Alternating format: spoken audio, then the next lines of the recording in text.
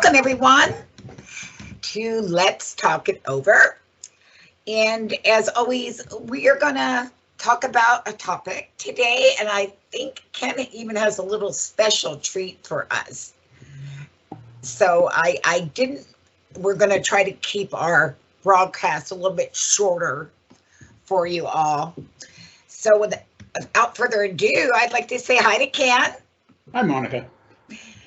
Hi, Kat. Yeah, this is Henry. Yeah, Henry, our ubiquitous radio cat. Yeah, he wants his tail in the way all the time, I think, though.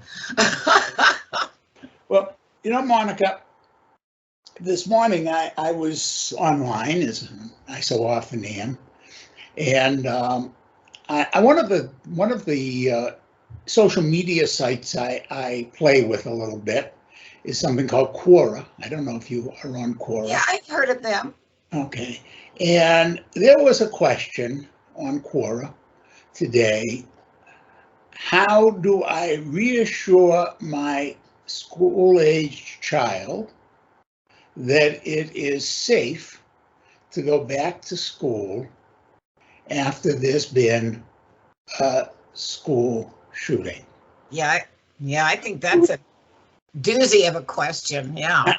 I thought about it. I didn't try and answer her. I didn't write an answer. No. But it got me thinking a lot. And so I thought one of the first things I wanted to do, the other day I finished a poem that I've been sharing on the social media. Usually I don't do that because I just read that this morning. Yeah. It's a public property, but I want this one to be public property. I titled it after Jeremiah 31:15, and I'm going to read a translation of that particular verse. A voice is heard in Ramah, lamentation and bitter weeping. Rachel weeps for her children. She refuses to be comforted because her children are no longer. Did they cry for their mothers? Pray to a God? Ask for mercy? Perhaps they died without a sound, not a whimper or a tear. Nobody talks about their actual deaths, about this slaughter of innocence. We remember them for their could have beens, hopes, wishes, childhood dreams, delusions of a better place where children are safe from madmen's hands. This one an athlete, another a chef, this one perhaps a dancer, poet, doctor, nurse. A writer of tales, a lover of dogs, now bloodied and their faces blown away. Did they wonder why their fathers did not come? Did they shudder at the popping sounds? Did their dying bodies jerk about the classroom's cold vinyl floor? I wonder if they cried in pain. Can we explain to them why that madman came to school that day? So, oh my gosh, you've got me teary-eyed, and I think people throughout the world would be teary-eyed also. It's so unacceptable. Truly is unacceptable. So, what do parents say? I don't have an answer. I mean, I know that when the school shootings and parents run to the school and they want to break through the police cordon and get into the school, grab up their children. Yes. Obviously, any parent would. But what do you tell children about life when life has become, in some ways, as unsafe as it once was? And herein lies something very interesting, that went through my head as I'm thinking about it. The school shootings and things like that, and the mad people carrying guns, is that's now one of the greatest causes of death among children. But they aren't dying of tuberculosis, polio. They aren't dying in mines and, doing child labor. They're not being crushed by the machines in the mills. Yeah. Or diseases. Or disease. Yeah, we go forward, and then somehow or other, we just sort of step on our feet. So we tumble backward. One hand, we want to make them safe, and on the other hand, we don't. And, I'm reminded, I think it was the psychoanalyst Margaret Mahler who once said, it isn't by accident that we call the people we send off to war infantry. There are infants, there are children. It's so true. But I mean, look at the draft when there was Vietnam and such. They were babies coming out of high school. So the question is, what is wrong with us that we love our children and then we don't try and keep them safe? And how can we keep them safe if our society is not committed to keeping them safe? I would love to hear ideas from people. Yeah. To what kind of solutions they think it is. And this is not a political thing. This is something that touches every American and people even throughout other countries. They don't understand our fascination with guns, and I think that's part of it.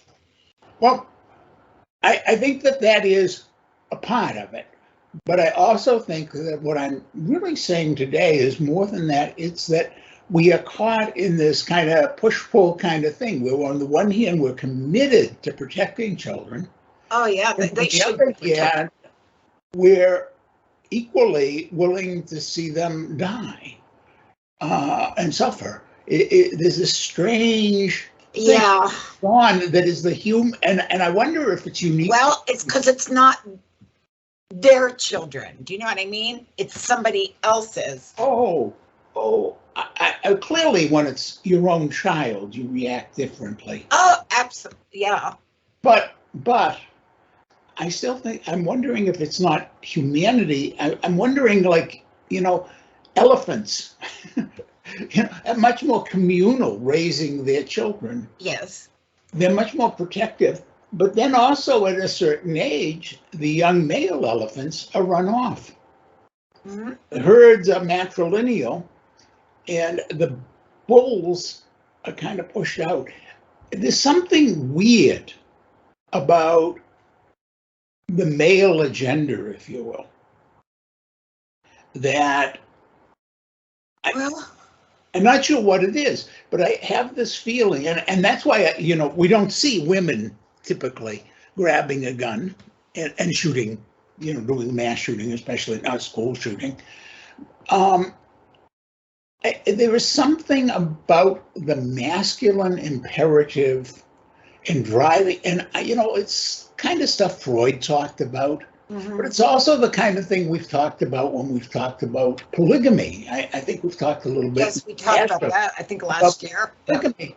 And how do you maintain a polygamous society? You drive the young boys out, which is why you have all these homeless kids in places like Mesa and Tempe, Arizona, because they've been pushed out of the polygamous, hidden polygamous, but polygamous Mormon and, kind of off the side Mormon groups, like Warren Jeff's community. Right. And the idea is that if I am the male, that my imperative is to have all the females and to have all the power.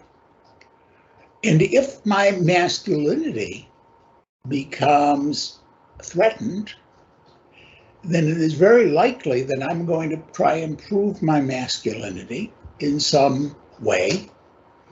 And as I try and prove my masculinity in some way,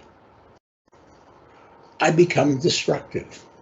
Now we get to something else here, and maybe we can talk about it some other time, Right. about the politics of masculinity.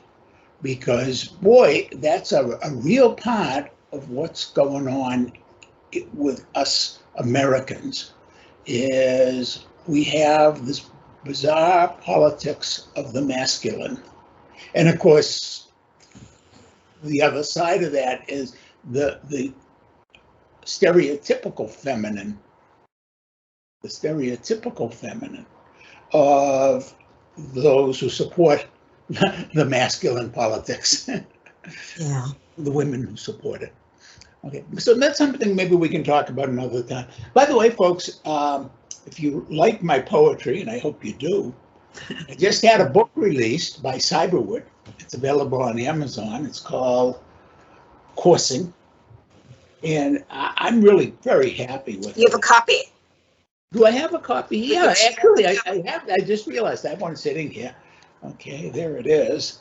And it's kind of a neat book. And also, if you go to my website or you go look at my YouTube stuff, there's some of them, in fact, some of my reading some of the poems. And I don't know. So please. I think there's so much pressure put on individuals that, and right now the economy throughout the world is so bad. It's helping to fester all of this also. Yep. I mean, most people, I think, that do these shootings, not all, are really suicidal. Oh, I think that's another point. And, there's a whole bunch of things we can talk about. But, folks, that's why we invite you to join us on Writing Chats and Friends. And let's talk it over. I'm sorry, we renamed it. Join That's us on. Okay, because we're all part of that. And, and by the way, if you have a topic you want to talk about, or you have a book you'd like us to talk about, we do have, by the way, Monica, some nice friends coming back in the near future. Oh, that's good. Okay, just got one of their books. Yeah, and truly, folks, we care about all people, Americans, and even throughout the world. And we hope that other people care enough to come on and, not to fight or debate, but to give opinions and maybe solutions. Mm-hmm. Okay. So, folks, see you soon. Okay, bye-bye. Bye.